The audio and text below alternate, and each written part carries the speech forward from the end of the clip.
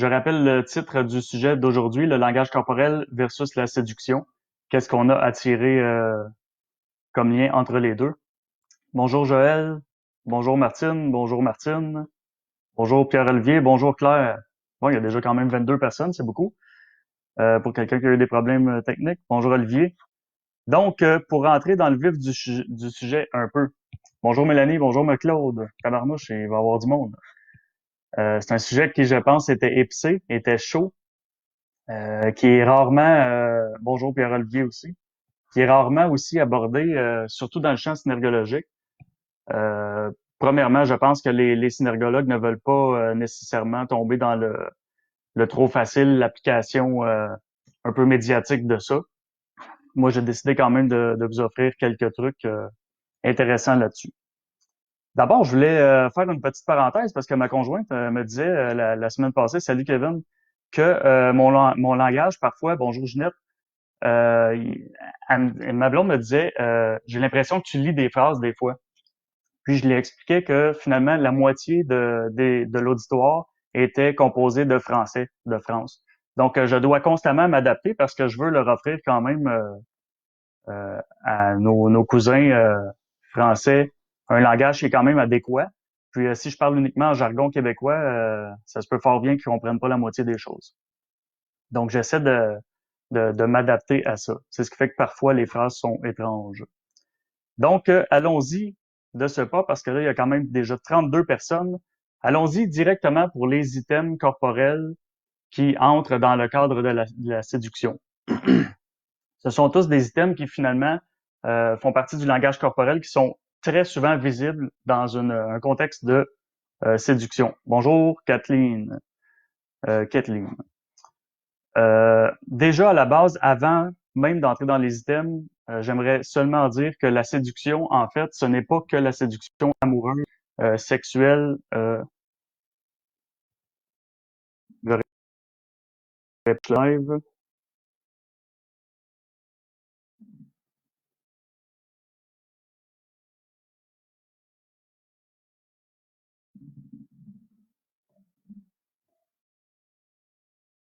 Donc c'est ça, la séduction, ça veut pas dire nécessairement une grosse attirance sexuelle ou un jeu de flirt ou quelque chose de sensuel, de sexuel, d'émotif, d'amoureux. La séduction, ça fait aussi partie du charisme. Donc, on peut séduire un client, on peut se séduire entre personnes du même genre qui sont totalement hétérosexuelles. Évidemment, je vais tenter de donner des items qui sont plus propices à la séduction pure et dure au sens figuratif du terme. Ça rend les choses un peu plus intéressantes, mais quand même, il convient vraiment de comprendre que la séduction n'est pas que réduite à l'aspect sexuel, sensuel, si on veut. Bonjour Sylvie.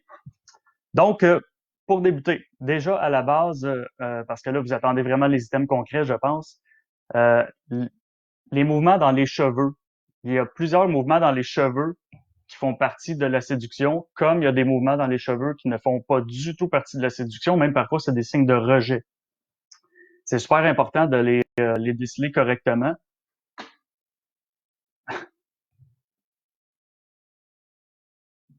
Ensuite, j'arrête de répondre à tout le monde qui est le live.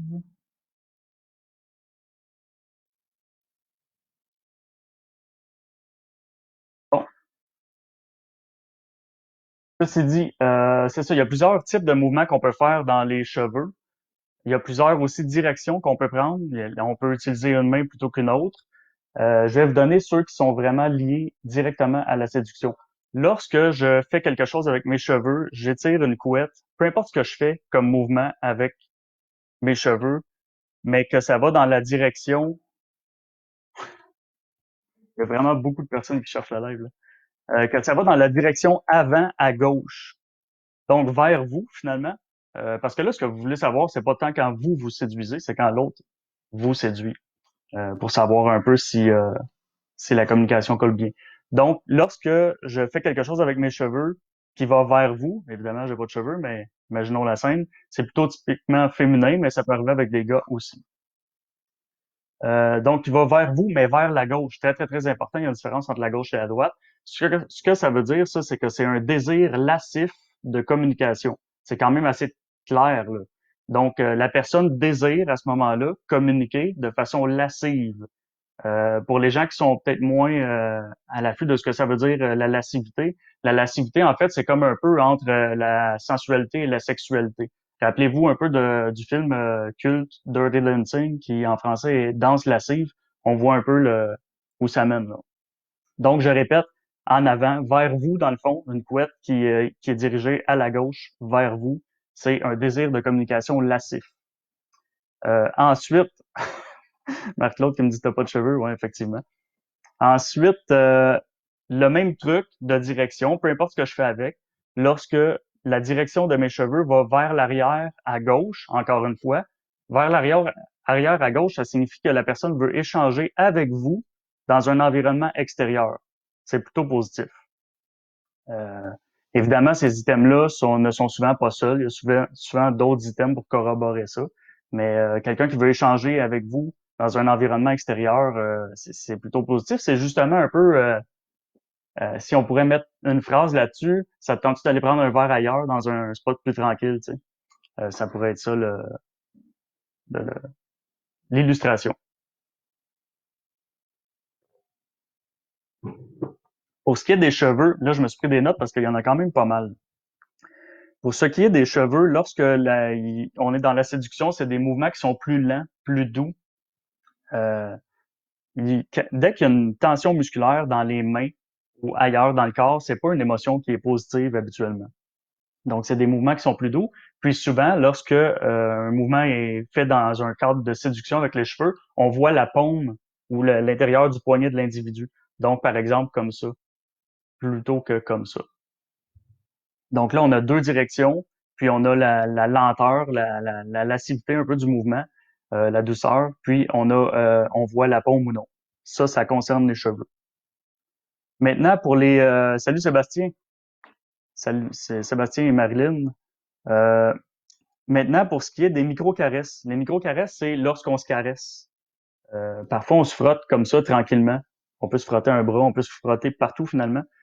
Euh, Dès qu'il y a ça, c'est une introduction à la douceur. Puis ça, c'est super important de comprendre la différence entre est-ce que je me caresse lorsque je suis à l'intérieur du berceau des bras, ça signifie dans ma bulle à moi, ou si je suis à l'extérieur de ma bulle. Par exemple, si je vais baisser un peu la caméra, ça c'est bon pour les objets, même encore plus propice pour les objets. Si j'ai un verre à la main, là c'est pas grave si vous me voyez pas vraiment le visage pour le moment. Si j'ai un verre à la main et que je caresse mon verre de cette façon-là, on voit ça vraiment souvent là, en passant. Surtout dans les bars ou les endroits où il y a des verres. Que ce soit un verre à vin, un verre de même d'eau, c'est pas grave, là. Je caresse mon objet. C'est un peu moi que je rassure lorsque je suis à l'intérieur du berceau des bras, donc dans ma bulle, si on veut. Dès que je sors de ça, là, ça va vers vous. Là, la perspective est pas géniale là, avec la caméra, mais on voit qu'il y a vraiment un effort d'aller vers l'autre. À ce moment-là, je fais avec l'objet ce que je voudrais faire avec vous. Donc finalement, la personne qui caresse un peu son verre est en train un peu de vous, vous caresser émotivement, si on veut. C'est difficile à voir sans démonstration vidéo, mais lorsqu'on en voit quelques-unes, on comprend très bien où ça mène. Donc, c'est très, très, très positif. Ça fait vraiment partie de la séduction, ça. À ne pas rater. Salut Stéphane. Vas-tu devenir le prochain Hitch? Ce serait quand même facile avec un sujet comme ça. En fait, je pourrais partir plein de sujets comme ça. Et c'est le but un peu des lives, d'établir un petit sujet par live. Je pense que ça pourrait durer longtemps. En même temps, tu sais, je veux pas que ça devienne les lives une histoire qui dure pendant 5 ans. Euh, je pense qu'à un moment donné, les gens perdent le fil, perdent l'intérêt. Je veux conserver ça quelques semaines, quelques mois peut-être. Donc, si vous avez des idées de sujets, parce qu'en passant, le sujet d'aujourd'hui, c'était l'idée de quelqu'un, allez-y fort, puis posez des questions en masse. Donc, ça, c'était pour les micro-caresses. Maintenant, on a le mordillement de la lèvre inférieure. Peu importe comment c'est fait, lorsqu'on se mordit la lèvre inférieure, pas tout le temps, mais parfois, ça signifie une pulsion sexuelle. Donc, on est vraiment dans la séduction.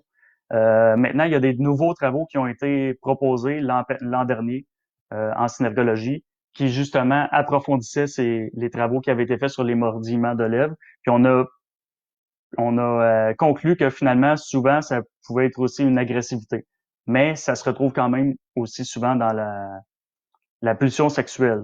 Donc, clairement dans la séduction. Maintenant, tu sais, j'ai pas le temps ici, maintenant, ce matin, de faire une grosse parenthèse là-dessus. Il suffit de comprendre que parfois, ça fait partie des signes de séduction.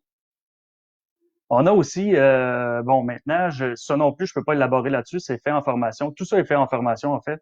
Mais le fait de se tourner la tête à droite, je vous présente mon côté du visage gauche. Ça, c'est vraiment significatif de je suis en lien avec la personne, je suis vraiment bien avec vous, ça se passe merveilleusement bien. En fait, je ne traite même pas l'information qui entre, je la laisse entrer tout simplement.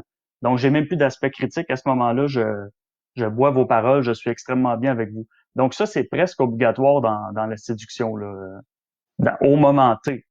Parce que là, en fait, on change d'axe de tête comme ça plusieurs fois par minute. Donc, c'est pas parce que la personne elle devient en axe rotatif droit une fois une seconde que la personne n'est pas séduite par vous. Là, c'est pas ça. Là, c'est juste que ça, c'est presque obligatoire dans le moment de séduction pure, l'axe rotatif gauche.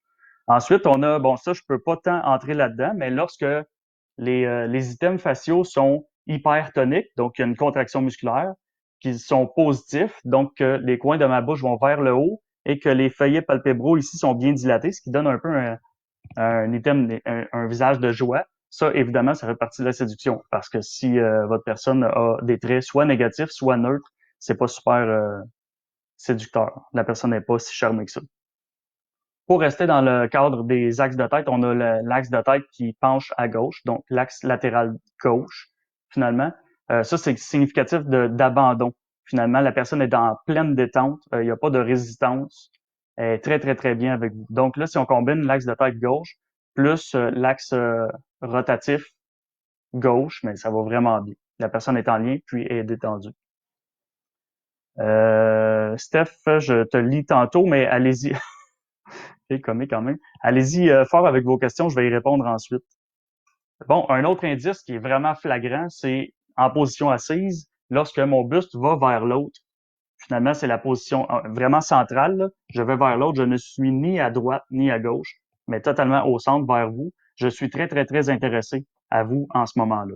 Puis, j'avais déjà dit que la first date que j'avais eue avec ma blonde, il y a plusieurs années, ce qui m'avait vraiment il y a plusieurs années, pardon, ce qui m'avait vraiment frappé, c'est qu'on avait passé les 2, 3 heures de temps au restaurant en position d'intérêt comme ça. C'est assez frappant quand même. Oui, Marc-Claude, effectivement, c'est une belle révision du niveau 1 quand même.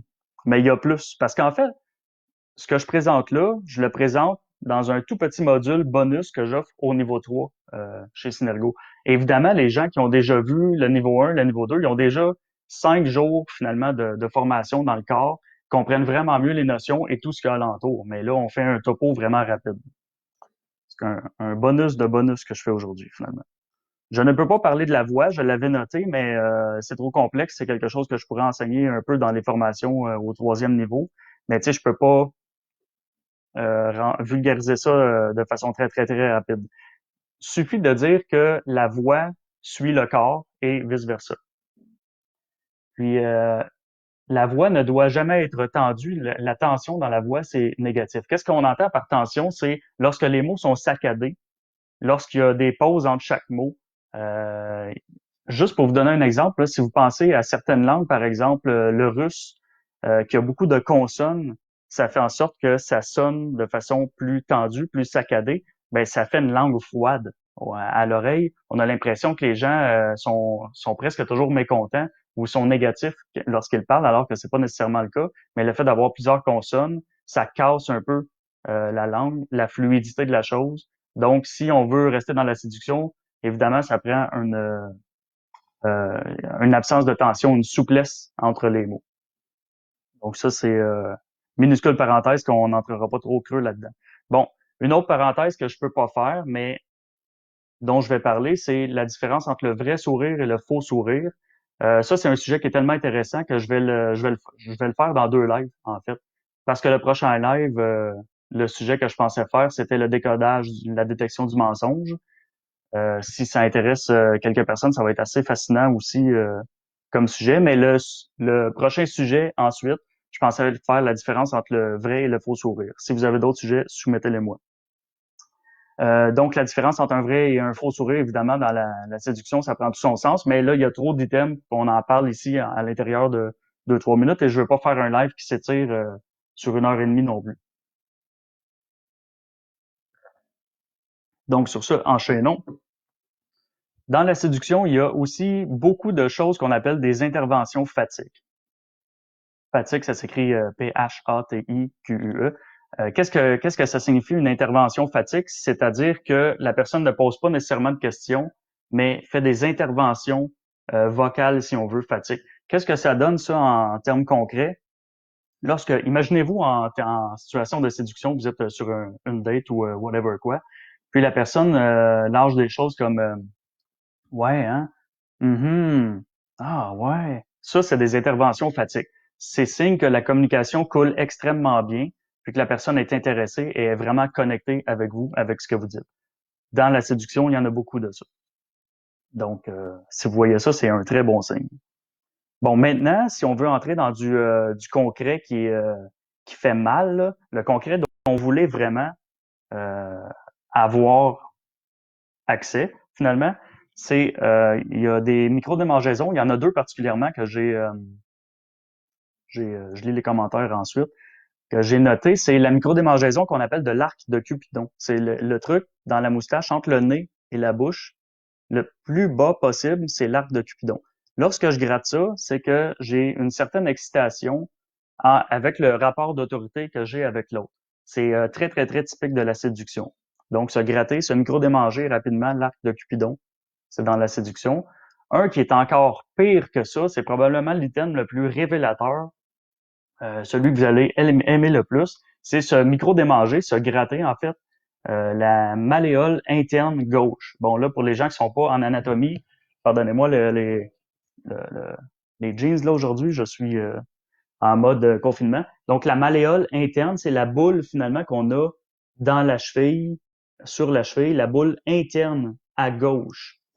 Donc, ce micro-démanger, la malléole interne gauche, c'est carrément un désir de rapprochement physique avec l'autre. Là, on est dans le concret en tabarnouche. Là. Puis, rappelez-le-moi, je vais essayer parce que je ne sais pas si je peux le faire, mais rappelez-le-moi tantôt en commentaire ou même tout de suite parce que je vais les lire tantôt. Je vais tenter de mettre une vidéo relatif à ça, d'un exemple de quelqu'un qui se gratte la malléole interne gauche et vous allez voir que le contexte est vraiment favorable à ça. Puis des vidéos comme ça en formation, il y en a plein, là, ça constitue environ 30% de la formation pour aider les gens à assimiler et puis à bien comprendre les notions. Donc, quelqu'un écrivait-le moi, sinon je vais l'oublier. Le vidéo manuel sur la malléole interne gauche. Qu'est-ce qu'on a ensuite? On a lorsque la tête et l'épaule se rejoignent. C'est-à-dire, pas lorsque la tête rejoint l'épaule seulement ou lorsque l'épaule se relève, parce que là, dans ce cas-là, on est soit dans les axes de tête latéraux ou dans les mouvements d'épaule seuls, et ça, il y a vraiment même du rejet là-dedans. Mais lorsque les deux se rejoignent comme ça, c'est vraiment dans la coquetterie, dans la séduction. C'est vraiment, vraiment un item qui est purement séducteur. C'est vu plus souvent chez les femmes, mais il y en a quand même chez les hommes.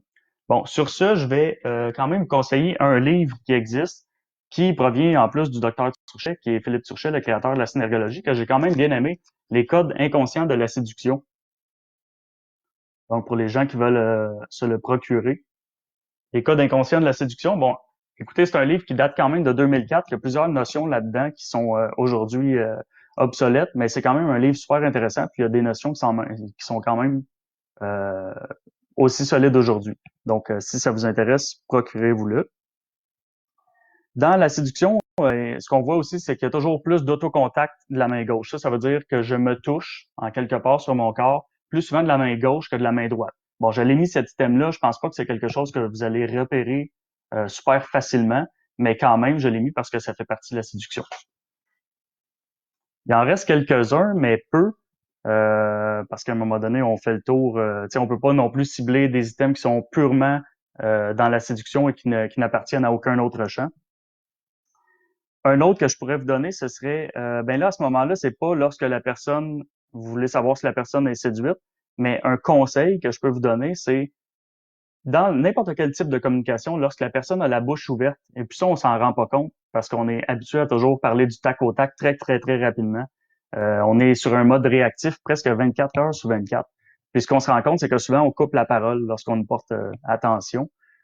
Lorsque la personne a la bouche ouverte, parlez pas, laissez-la terminer. Donc, sur une date, la personne, tu sais, la fille ou le gars qui est en avant de vous, elle raconte quelque chose, puis là, elle prend une pause d'une seconde, elle a encore la bouche semi-ouverte, puis vous placez une phrase, ben, elle avait pas fini de parler. Ça, c'est pas super bien vécu par personne, ça faire couper la parole, et on le fait vraiment, vraiment plus souvent qu'on le pense.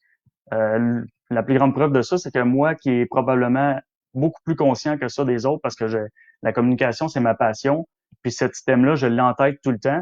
Puis quand même si je suis pas quelqu'un qui parle vraiment souvent dans la vie, là, parce que là, les lives, c'est un monologue, même si je suis quelqu'un qui est particulièrement discret, puis qui cherche pas non plus à être sous les projecteurs, qui est pas un extraverti, j'ai quand même tendance, moi aussi, à couper la parole. Donc, je me dis, tabarnouche, OK, il y a vraiment beaucoup de personnes qui le font sans s'en rendre compte toute leur vie, finalement. Donc, justement, sur une date, la personne a la bouche semi-ouverte. C'est pas parce que ça fait une fraction de seconde qu'elle parle plus qu'on a le droit de parler, tu sais. En fait, vous avez le droit de parler, mais il y a des conséquences qui viennent avec. Des conséquences qui sont, en fait, que la personne ne se sent pas nécessairement écoutée. Ce qui est pas très bon dans une relation. Surtout pas une first date. Ensuite, avant d'arriver aux questions, je termine, ben, presque. Je vous introduis, en fait, à une notion qui s'appelle la proxémie. La proxémie, c'est pas dans la synergologie, c'est un des 5 champs de la communication non verbale. La synergologie est l'étude du langage corporel qui est un de ces 5 champs-là. La proxémie est un autre de ces champs-là. Pourquoi je vous introduis à ça? Parce que ça, en fait, c'est la proxémie, c'est un homme, un anthropologue des années 60 qui était actif dans les années 60, Edward T. Hall, si je me souviens bien, qui a observé, lui, parce que je pense même qu'il était sociologue en plus, mais je suis pas certain.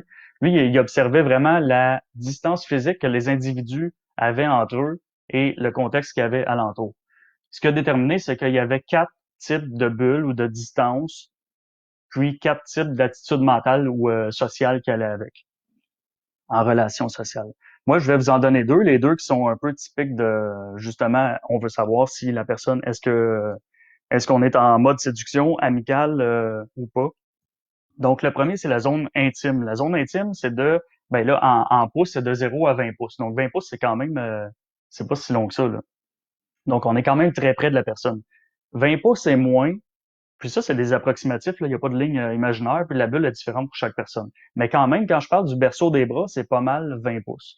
20 pouces, c'est moins. C'est l'endroit où euh, qui est exclusif aux personnes qui nous sont très proches émotivement. Donc, tu sais, ça peut être notre conjointe, nos enfants, les personnes à qui on ferait un câlin et puis que ça ne dérangerait pas, tu sais. Traverser cette zone-là, c'est souvent vécu comme une menace, une agression pour les gens. Puis de là, les gens, des fois, tu sais, quand on dit telle personne entrait dans ma bulle, ben c'est qu'en fait, elle entrait probablement très près de cette bulle-là. Donc, ça, c'est pour la première bulle. La deuxième bulle, c'est de 20 pouces à 4 pieds. Donc là, en métrique, qu'est-ce que ça donne? C'est la première, c'est 0 à 50 cm. Et puis la deuxième, c'est de 50 cm à 125 cm. Donc là, 4 pieds, on voit déjà, 4 pieds, finalement, c'est la distance d'un bras. Un bras, c'est la distance où c'est réservé aux relations professionnelles, à l'amitié, à quelque chose qui est convivial, parce que c'est quand même pas si loin que ça. Un bras, ça veut dire que je peux toucher à l'autre en dedans d'un bras, c'est quand même assez près. Puis surtout, entre un bras et 20 pouces, là, il y a quand même une marge aussi. Euh, donc, c'est très, très bien quand même d'être dans cette zone-là. Là, pourquoi je vous donne ça? Parce que c'est quand même important de, comme je disais, il n'y a pas de ligne franche, mais c'est important de comprendre que quand on entre en dedans de 4 pieds, on est déjà dans une zone qui est super conviviale. Là, plus on se rapproche à l'intérieur de ça, plus on est dans l'aisance, le lien émotif, voire la séduction. Puis là, pourquoi j'ai apporté ça? Parce que je voulais répondre à une personne que je vais garder anonyme qui me demandait, en fait, qui m'avait posé un peu une situation. Cette personne-là m'avait dit, moi, je suis dans un contexte professionnel, puis j'ai vraiment un œil sur quelqu'un. Puis je pense que cette personne-là, as-tu des trucs pour m'aider à savoir si c'est vrai ou pas? Ça, c'est extrêmement difficile à faire parce que moi, je suis pas dans le contexte, je ne suis pas là. Le live découlait un peu de ça parce que je voulais un peu apporter des items de séduction. Mais la notion de proxémie, pour moi, c'est important pour cette personne-là parce que si je m'adresse à toi, personne anonyme, c'est sûr que dès l'instant où vous êtes à l'intérieur d'un bras, ça va déjà bien. Là, si tu remarques que l'autre vient de plus en plus près dans cette bulle-là, mais ça va vraiment bien. C'est pas non plus parce qu'elle reste à un bras que c'est négatif. Loin de là, c'est déjà très bien à distance d'un bras. Ça peut être aussi parce que la personne, justement, est exactement comme toi. Elle se demande si toi, est-ce que tu as un feeling pour lui, elle n'est pas certaine. Il y a de la maladresse aussi là-dedans. Ce qui m'amène au presque dernier point. Je vous ai bâti ce matin ce que j'appelle une échelle relationnelle en affaires. Là, j'ai fait un petit diagramme, faut le dire vite. En fait, j'ai dressé la liste de l'échelle relationnelle en affaires. Je l'ai fait vraiment pour la personne anonyme. Bon, là, vous comprendrez que j'ai pas gagné de concours d'art plastique ni de graphisme dans ma vie. J'ai fait ça rapidement ce matin, 10 minutes avant le live. Donc, l'échelle relationnelle en affaires. Ce qu'on dit, c'est que finalement, c'est à peu près les types de relations ou d'attitudes qu'on peut avoir avec quelqu'un d'autre en affaires. Évidemment, là, il n'y a pas de ligne non plus de frontière exacte entre les deux, mais ce que je voulais faire comprendre à toi, la personne qui m'écoute, qui est anonyme, ben déjà pour tous, un contexte une attitude qui est désagréable entre vous et votre client, c'est vraiment à biffer, finalement. Donc, personne ne veut ça. Vous voulez pas non plus d'attitude froide parce que les clients achèteront pas ou ne vous apprécieront pas si vous êtes froid. Neutre, c'est quand même aussi ordinaire. Tiède, selon moi, c'est à biffer aussi. L'endroit où vous voulez être pour être vraiment resté professionnel, c'est la dimension de compréhension. Donc, vous comprenez vraiment votre client, puis c'est ce qui vous permet de le servir le mieux possible. Ensuite, plus on monte, plus on sort un peu du professionnalisme, si on veut. Mais on peut quand même rester dans un certain degré de professionnalisme lorsqu'on s'identifie à l'autre. C'est quand même bien. Lorsque l'atmosphère, l'ambiance, on crée quelque chose de convivial, ça va très bien là, quand même. Donc, ces trois-là, de compréhension, d'identification, convivialité, ça va vraiment bien.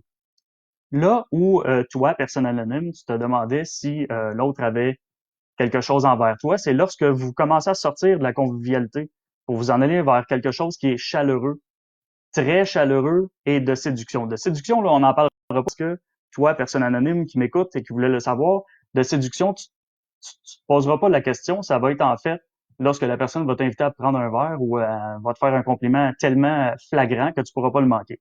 Donc là, ça devient plus ambigu entre convivial, chaleureux, très chaleureux. Déjà très chaleureux, moi je dirais que ça devient évident quand même.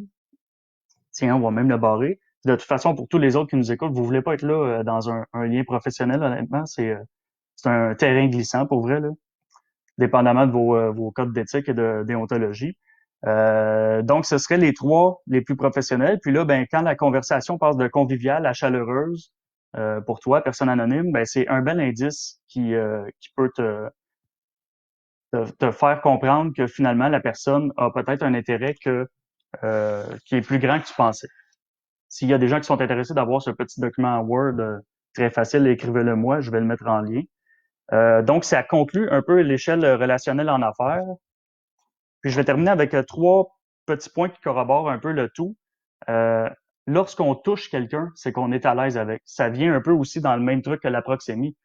Le corps, en fait, notre cerveau est pragmatique.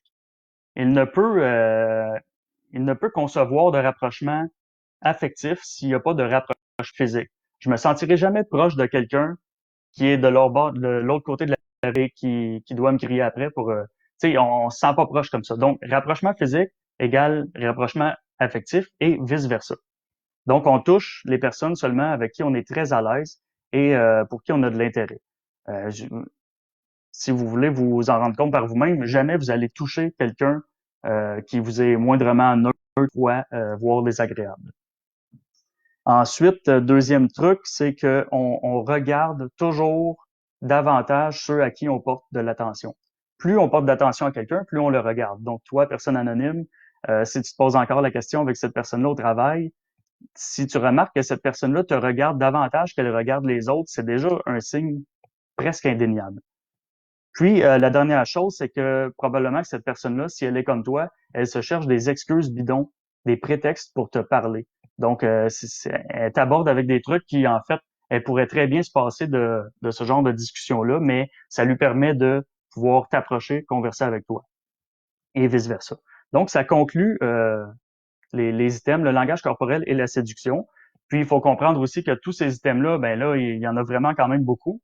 Lorsqu'on commence à les additionner, ils gagnent en force. Puis, justement, les trois derniers trucs dont je viens de parler, si on les associe directement avec des langages, des items du langage corporel qui sont clairs, ça devient évident.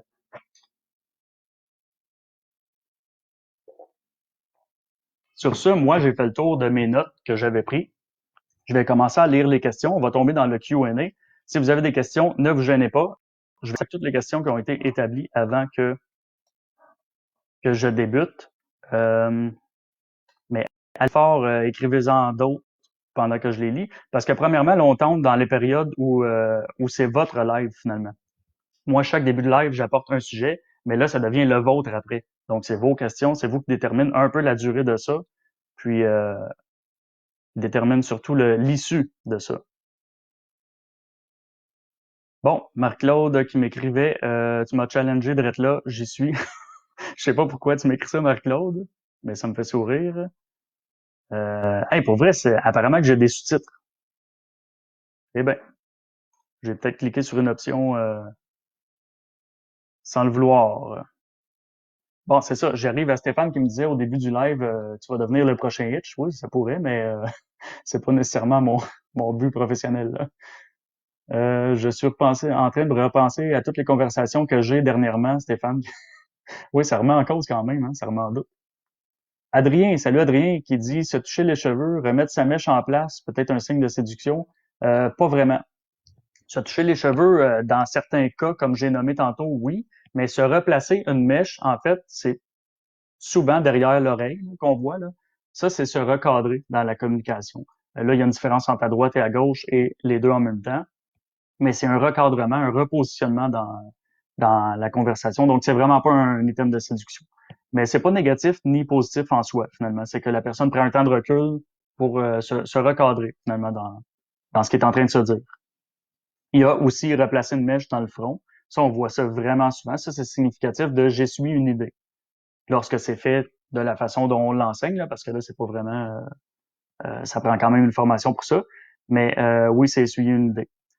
Ce qui me fait rire dans l'essuyage de mèches de cheveux, c'est qu'on voit ça souvent, premièrement, chez des gens qui ont même pas de cheveux, comme moi, ou des gens qui ont des mèches très, très courtes qui, en fait, ne leur cachent pas la vue. Donc, c'est un mouvement qui est, ça défie toute logique homéostatique. Ça a aucun apport dans la survie de se déplacer une mèche qui dérangeait pas, finalement. Oui, Marc-Claude, belle révision de certaines notions du niveau 1, certainement. Bon, Sylvie qui dit que ça l'intéresse beaucoup sur le mensonge, ben ce sera le prochain sujet du prochain live la semaine prochaine. Jérémy qui me dit les positions de chaise, ce serait cool aussi. Oui, je pourrais, mais c'est vraiment ça, c'est vraiment un truc de formation que j'aime donner entièrement, mais je pourrais quand même en parler éventuellement. Merci, Jérémy. Marc-Claude, fait que quand qu'on se touche la boule, ouf, ok, ouf, laissez-moi laissez-moi élaborer. Elle parlait de la malléole interne gauche. Donc, c'est égal désir de rapprochement physique. Mais c'était une blague, je l'ai bien compris. Ça veut un peu comment je l'ai lu. Plus amusant, les représentations picturales et les vestimentaires vont dans ce sens, ben tant mieux. C'est tout le but de la chose, de mieux comprendre autrui. C'est toujours ça, en fait, dans la synergologie. C'est pas, je dis dans le live 1, le but, c'est pas, puis moi non plus, ni la synergologie, ni moi, à la base. Notre but, c'est pas d'avoir raison. C'est pas que ce qu'on dit maintenant, ça va être vrai encore dans 20 ans, c'est de s'approcher de plus en plus de la vérité d'une signification qui nous explique le plus possible comment se sent l'autre et d'arriver toujours le plus proche, le plus près possible de ça. Donc, tant mieux lorsqu'on a des validations externes, c'est juste une bonne chose. Oui, merci Pierre-Olivier pour la vidéo sur la malléole. Tu vois, si tu l'avais pas écrit, je l'aurais oublié. Je vais lire les commentaires après le live, mais ça aurait tombé entre les craques du plancher. Adrien, les stratégies de l'amour, super intéressant aussi. Oui, on pourrait en parler, mais là, je sors un peu de mon domaine parce que en fait, j'ai failli pour déconner un peu m'auto-appeler Docteur Amour pour aujourd'hui pour faire une blague, mais je me disais, tu sais, je veux pas tomber justement dans le hitch et puis dans ces trucs-là, parce que là, c'est pas mon champ de compétences du tout. Même si on avait déjà parlé, Stéphane me disait, tu devrais te sortir, Stéphane et Christian Thibodeau me disait, tu devrais sortir un truc par rapport à la séduction qui s'ancrerait dans les réseaux de rencontres. Oui, c'est sûr que ça marcherait. C'est pas tant mon intérêt, ça pourrait être drôle, mais c'est pas dans mon intérêt professionnel tant que ça. Delphine, on pourrait parler des positions et mouvements des membres inférieurs. Oui, on pourrait. C'est vu dans les formations. On pourrait tout de même. Clément, salut Clément, qui dit membre inférieur et séduction, précise quelle partie du membre inférieur. J'ai-tu parlé de ça? Ah, ok, tu parlais à Delphine. Oui, c'est bien. Oui, faut préciser. Euh, oui, Martin, maintenant c'est 2 mètres minimum, mais évidemment, en confinement, c'est très difficile de savoir. Mais pourtant, j'ai eu quelqu'un qui m'a demandé cette semaine de parler de séduction parce que cette personne-là datait quand même en live, en cyber rencontre, puis elle trouvait que c'était quand même très pertinent. Je sais pas si cette personne-là est avec nous aujourd'hui. Bon, Delphine, j'ai parlé des membres inférieurs. Ah, Sébastien qui me demande c'est quoi exactement tiède, s'il vous plaît. Ben tiède, finalement, pour reprendre l'échelle, là, je les ai biffés, là. Mais tiède, finalement, c'est comme un peu une coche au-dessus d'un neutre. Bon, là, évidemment, c'est des mots qui sont un peu illustratifs, c'est figuratif. Il n'y a pas de trucs très, très, très concrets là-dessus. C'est des mots, en fait, que j'ai adaptés parce que j'ai déjà vu une échelle comme ça. Je l'ai adapté un peu plus au sujet d'aujourd'hui. Puis, donc, on comprend quand même un peu l'échelle, mais la différence entre tiède et neutre, en fait, entre chaque niveau, elle n'est pas si grande que ça. Et c'est ce qui permet de créer une échelle, c'est que les nuances ne sont pas si grandes que ça. La différence entre neutre et tiède, c'est que tiède, moi, je vois ça plus chaud que neutre. Je vois ça plus près de la compréhension que de la froideur. Donc, c'est vraiment tout simplement un degré dans l'échelle. Je pourrais pas vraiment l'expliquer mieux que ça. Je trouvais que c'était raide un peu passer de neutre à compréhension, tout simplement. Puis ce que j'ai oublié de mentionner aussi tantôt, c'est que peu importe, séduction ou pas, on passe dans nos communications d'un truc à l'autre par rapport à ce qui se dit, ce qui se passe, ce que moi je dis, ce que moi j'entends, comment je me sens, l'environnement et un paquet d'autres facteurs. On passe d'un truc à l'autre, puis c'est pas vrai. On n'est pas vraiment toujours convivial ou toujours tiède ou toujours de séduction tout au long d'une communication. Donc on se promène comme ça. Puis il faut pas capoter si on est sur une first date où on se le demande, un peu comme la personne anonyme, pardon. Si la personne est dans ces trucs-là, puis que tout d'un coup, elle s'en va dans le tiède, faut pas capoter avec ça. Ça peut tout simplement vouloir dire que justement, la personne est un peu comme vous, elle est maladroite, elle est inconfortable, elle sait pas en fait si vous tripez dessus, si on veut. Donc, j'espère avoir un peu répondu à ta question, Sébastien, mais c'est un peu abstrait tout ça, là. Ça, c'est vraiment pas de la synergologie, là. La synergologie, on fait dans le concret. Ça, c'est de l'abstrait. En fait, la synergologie, on crée du concret avec l'abstrait, là, c'est ça qu'on fait. Mais ça, c'était pas de la synergologie. Luce, comment tu décourages quelqu'un avec des gestes? Ben, il y aurait le doigt d'honneur si tu voulais vraiment le décourager.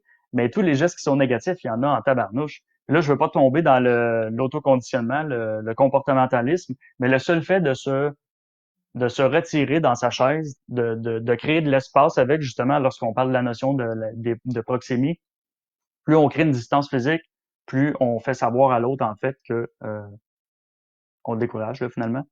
Bon, là, en plus, si on ajoute tous les autres items qu'on a vus, si quelqu'un, t'as l'impression, parce que je sais pas si ta question s'en va par là, Luce, si quelqu'un est intéressé par toi, tu sens qu'il est très intéressé, puis toi non, ben tout simplement, si tu le regardes pas, ou à peu près pas, si ton buste n'est pas tourné vers lui, puis que t'as l'impression, tu sais, l'autre a l'impression que finalement tu veux t'en aller, que tu crées de la distance de plus en plus avec lui, puis que tu y apportes aucun indice on a nommé précédemment, la personne, logiquement, elle devrait le comprendre. Bon, là, je comprends très bien qu'il y a des gens qui sont moins habiles avec le décodage du langage non verbal de façon intuitive, mais à un moment donné, tu peux pas faire plus que essayer de lui faire comprendre. Puis là, ben, si la personne ne comprend pas, ben, tu vas devoir mettre ça au clair si ça te décourage à ce point.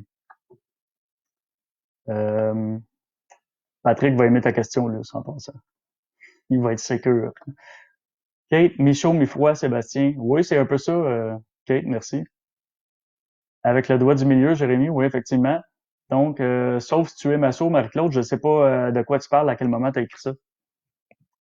Euh, Sylvie, qu'est-ce que ça veut dire essayer une idée? Je voulais pas dire essayer une idée, je voulais dire essuyer une idée. Donc, essuyer une idée, c'est en fait la mettre de côté. Finalement, je suis en train de penser à quelque chose, puis je tasse un peu ce à quoi je suis en train de penser ou ce que je suis en train de verbaliser ou que j'entends. Je mets ça de côté. C'est pas, c'est pas nécessairement négatif, mais c'est pas super positif pour ce qui se passe en ce moment, les propos qui sont émis présentement, parce qu'ils sont tassés de côté. C'est pas nécessairement négatif, ça pourrait tout simplement être dans un brainstorm. Alexandre, salut Alex, premièrement. Quand c'est des gestes volontaires, c'est plus du non-verbal. Oui, exactement. Je ne sais pas à qui tu répondais, Alex, mais je suis totalement en accord avec ça. Le non-verbal, c'est le corps parle tout seul. On n'a pas besoin de. En fait, il faut se plonger dans l'attitude mentale, l'attitude intérieure qu'on veut rejoindre pour faire changer le langage corporel et ça va suivre tout seul. Donc, si vous êtes vraiment intéressé avec quelqu'un et que vous vous plongez dans cet état-là, de toute façon, c'est l'état dans lequel vous êtes, ça va paraître. Tous les signes qu'on a nommés, il y en a qui vont ressortir. C'est pas obligé d'être tout l'ensemble général, tout ce qu'on a nommé, mais les signes vont paraître par eux-mêmes. Même chose, si là, tu n'es pas intéressé, selon moi, ton interlocuteur, soit il est vraiment pas habile ou attentif à ça, soit tu te plonges pas dans cet état-là nécessairement, puis peut-être que tu essaies d'être poli, parce que ça arrive souvent, hein? Quelqu'un est fatigant ou harcelant, limite insistant, ou des fois quelqu'un a des sentiments pour nous, puis on s'en rend compte, puis nous non. Ben là, on veut pas être mal poli, mais si on n'est pas assez clair, il y en a qui comprennent moins ça. Donc, bon point, Alex, il faut que ça reste inconscient, mi-conscient. Marc-Claude, le mensonge, je vais être présente, ben c'est la semaine prochaine, mercredi, parce que là, vous êtes plusieurs à confirmer un intérêt pour ça. Donc, ce sera ça. Sébastien qui m'écrit, reçu, merci. Luce, oui, c'est ça. Bon, Alex, il faut poser des questions aussi, car une personne peut se fermer car elle est perdue dans ses pensées et non car elle se coupe. Effectivement, Alex comprend bien ça parce que Alexandre Monfette en fait, il a son niveau 3 de Synergo. Alex il a entamé son processus il y a longtemps, autant où il y avait 4 niveaux. Il n'est pas encore certifié parce que là, il y a un peu pris dans le parcours du 4 niveaux. Mais il ne lui reste que son examen finalement, puis le dernier niveau. Mais ce que je voulais dire, c'est que Alex comprend bien le fait que en synergologie, on doit poser des questions. C'est-à-dire que là, je vous apporte des items, ça semble facile, ça semble applicable. Oui, ça l'est, mais si vous ne validez jamais vos points avec des questionnements, ça ne reste encore et toujours que des théories, des pistes exploratoires. Donc, la seule et unique façon dont on peut valider ce qu'on voit, nos observations, c'est par le questionnement. Puis, de toute façon, c'est ça qui est intéressant. Donc, bon point, Alex. Mais tout de même, aujourd'hui, ce que je voulais, c'est rendre un peu ce que les gens veulent. Les gens veulent du concret, ils veulent du facile, ils veulent du applicable. Donc, je m'attendais bien à ce que le live d'aujourd'hui, il y a personne qui va devenir itch avec ça, tu sais. Sauf que c'était de donner un petit peu des trucs pour déceler si l'autre est intéressé, parce qu'il y en a certainement qui vont vous mijoter, vous tracasser mentalement. Mensonge, oui, encore une fois, pour Amélie. Delphine, en croisant les bras très haut, signe stop avec la main et en remontant les épaules, je pense qu'elle répondait à Luce, qui fait référence, Delphine, au live numéro 3 de la semaine passée, qui était sur la fermeture des bras. Ben, en fait, le croisement des bras, est-ce que c'est une fermeture ou pas? Si tu veux l'écouter, Luce, oui, en se croisant les bras de cette façon-là, la façon dont Delphine parle, la personne devrait comprendre. Encore là, Delphine, Alex qui nous dit ça, encore là, Delphine, si c'est fait de façon volontaire, ça ne fonctionne pas vraiment. C'est un fait quand même, Alexandre a un peu raison, parce que si vous faites ça et que vous avez un gros sourire en plein visage, ou vous avez des items de joie ou d'admiration, ça fonctionnera pas. Donc, ça peut être contradictoire. Donc, en se plongeant dans l'attitude mentale qui va avec, donc, écoute, je vais lui faire savoir que je suis vraiment pas intéressé. Il y a plein d'items qui vont sortir. Bon point, Alex. La dernière question, avant que, sinon je termine, à moins qu'il y en aurait d'autres. C'est Olivier qui me demande la position des jambes croisées, c'est un signe de fermeture. Ben écoute, ça pourrait faire l'objet d'un prochain live parce qu'en fait, c'est fait dans les formations. Au niveau 1, on voit ça, on voit les croisements de bras, les croisements de jambes, etc.